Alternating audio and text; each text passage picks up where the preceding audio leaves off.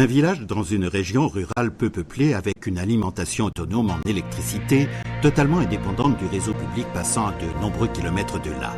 Étendre le réseau public dans de telles régions reculées n'est pas rentable. Et pourtant, il est possible, même là, de mettre sur pied une alimentation électrique décentralisée équivalente au réseau public. Avec l'Institut pour les techniques d'approvisionnement solaire de l'Université de Kassel et des subventions du ministère allemand de l'économie, SMA a conçu et développé un système qui, sur la base d'énergie renouvelable, peut assurer l'approvisionnement électrique de régions isolées, loin de tout réseau public.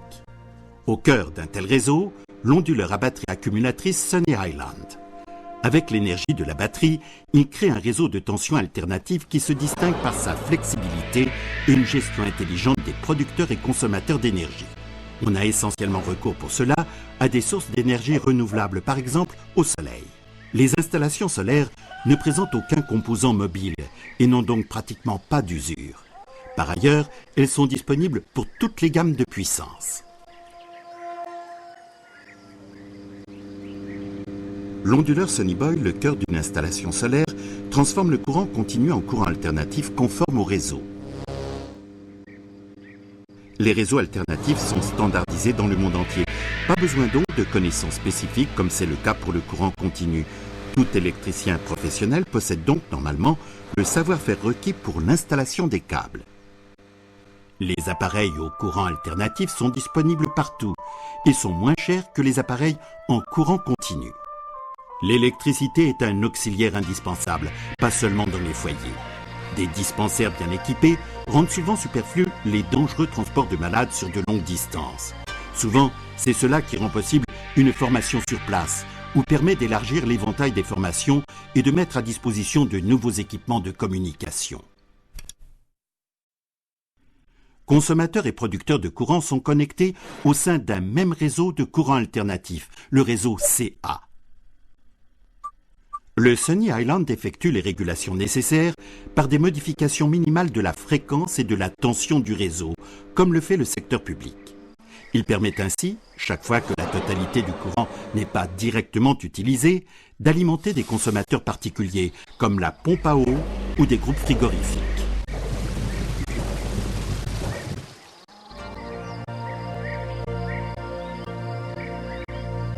Il utilise également le courant excédentaire pour recharger les batteries.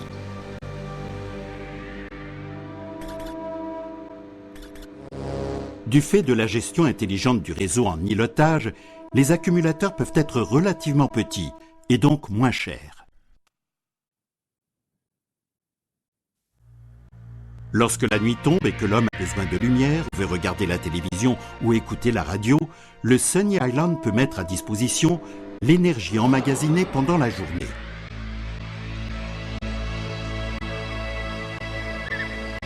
Le réseau en îlotage offre les meilleures prédispositions pour s'adapter en toute flexibilité aux besoins croissants en énergie, car contrairement aux Solar Home Systems, uniquement capable de fournir du courant continu maison par maison, c'est tout le réseau qui est élargi à chaque fournisseur supplémentaire d'énergie.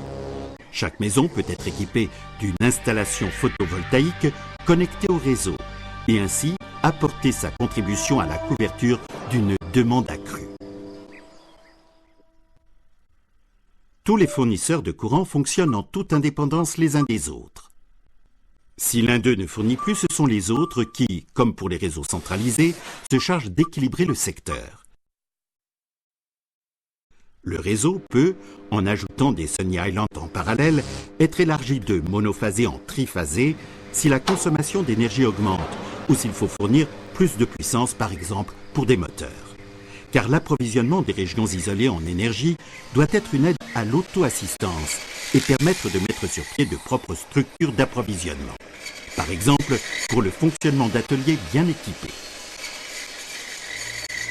Outre l'énergie solaire, on peut connecter aussi d'autres sources de courant alternatifs sans adaptation coûteuse. L'énergie éolienne.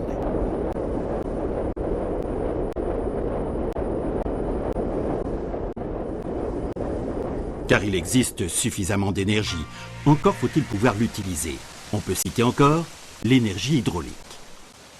Pour continuer à approvisionner en énergie d'importantes unités d'alimentation, même dans des situations exceptionnelles, On peut intégrer au réseau un générateur diesel comme réserve supplémentaire de puissance et d'énergie. Ainsi, on peut réduire la taille des batteries et les frais d'acquisition du système. Une gestion intelligente en îlotage. Une construction modulaire et agrandissable à volonté, à partir de composants standards disponibles partout. Au centre, l'onduleur à batterie Sunny Island. Il crée un réseau de tension alternative regroupant consommateurs et producteurs d'énergie, par exemple les installations solaires, éoliennes ou hydrauliques. En cas de besoin important de puissance, le système peut être élargi en triphasé. Le réseau en îlotage est simple à planifier.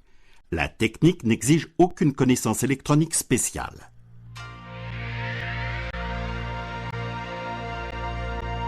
D'autres villages peuvent être raccordés sans problème. Le réseau en îlotage existant peut également être intégré sans difficulté dans un réseau public et les investissements réalisés peuvent continuer à être utilisés. Ainsi, il serait possible jusqu'en 2015 d'approvisionner 1 milliard d'êtres humains en électricité provenant d'énergies renouvelables et avec une qualité équivalente à celle du réseau public.